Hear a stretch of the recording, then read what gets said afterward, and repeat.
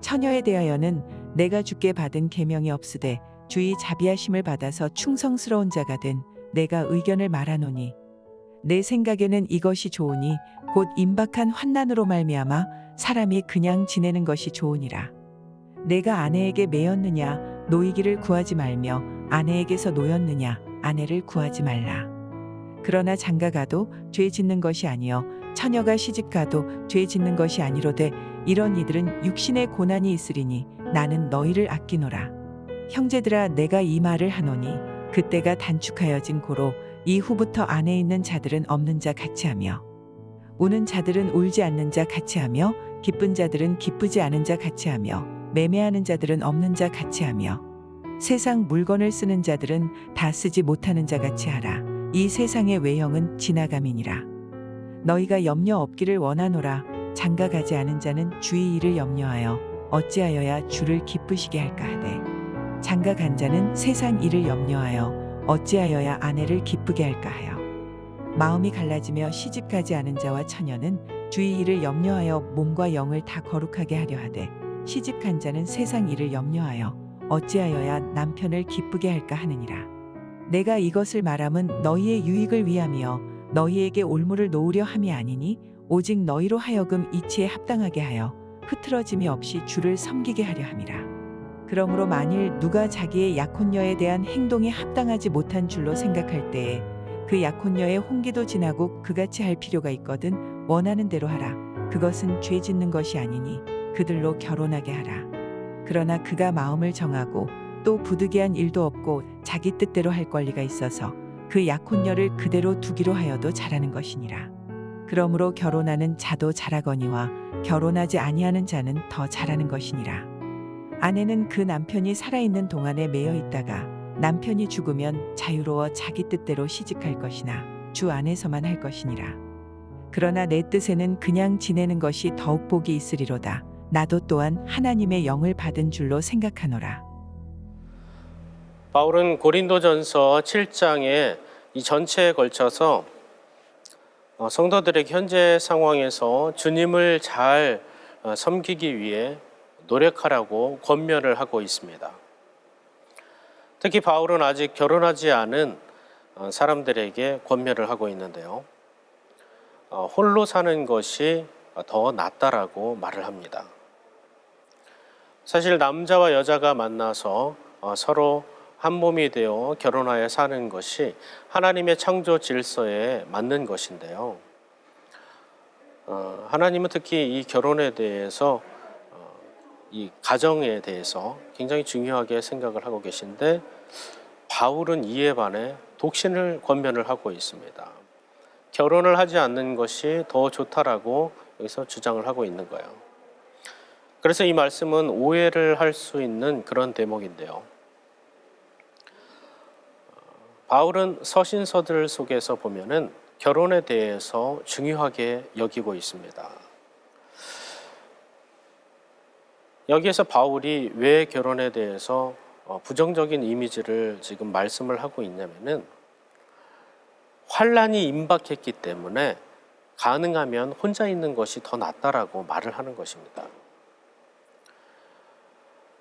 바울은 결혼을 권하지 않는 그 모습은 혼자일 때 고난을 견디기가 더 수월하다라는 것을 의미하는 거예요. 왜냐하면 당시에는 로마의 그 압제 속에 있었고 핍박 속에 있었습니다. 그래서 믿음을 갖고 예수님을 믿고 산다라는 것은 목숨을 내놓고 사는 거예요. 그래서 고난을 당하고 고통을 당하게 되는데 이때 혼자 당하는 그 고난과 고통은 이겨내기 쉽지만 아내가 고통을 당하고 자녀들이 고난에 함께하는 그 모습을 볼 때 견디기 힘들기 때문에 그렇습니다. 가족들이 고난당하는 것을 지켜봐야 되는 그런 모습, 그런 거예요. 그래서 홀로 있는 것보다 결혼하는 것이 더 힘들기 때문에 바울은 오늘 혼자 있는 것이 더 낫다라고 말씀을 하고 있습니다. 따라서 이 결혼에 대한 바울의 교훈은 당시 상황에 따른 그러한 말씀이다라고 보시면 되겠습니다. 바울이 독신에 대해서 말하는 이유는 유익을 주기 위해서라고 말씀을 하고 있는데요. 어떤 것에도 방해를 받지 않고 믿음을 지키며 신앙으로 살아가는 그런 모습, 온전히 주님 앞에 헌신하고 봉사하며 믿음으로 사는 그 모습이 더 중요하다, 더 바른 신앙의 모습이다라고 말하고 있습니다.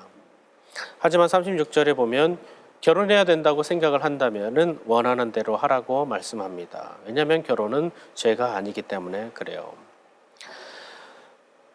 그리고 독신을 권면한 또 한 가지 이유는 27절, 29절, 32절, 34절에 보면 바울은 사람들이 결혼을 하게 되면은 이 배우자의 비율을 맞추는 그런 모습, 또 배우자에게 모든 것이 다 집중되어 가지고 있는 그 모습을 보면서 신앙생활을 할 때 소홀해질까 봐 이제 걱정하는 그런 모습들을 볼 수가 있습니다. 그래서 바울은 무엇보다도 주님이 최우선이다, 믿음이 최우선이다라는 것을 여기서 강조해서 말씀하고 있는 겁니다. 특히나 29절부터 31절까지의 말씀은 마치 아내를 버리라는 말씀처럼 해석될 그런 위험이 있는데요. 그러나 이 말씀은 세상에 있는 것들에 대해서 미련을 두지 말아라 라고 말씀을 하고 있는 겁니다.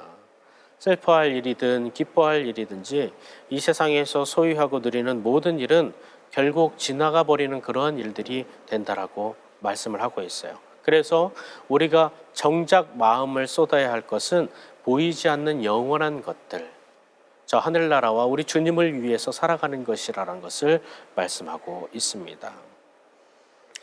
바울은 왜 이렇게 결혼에 대해서 부정적인 그런 모습으로 말씀을 하고 있을까요?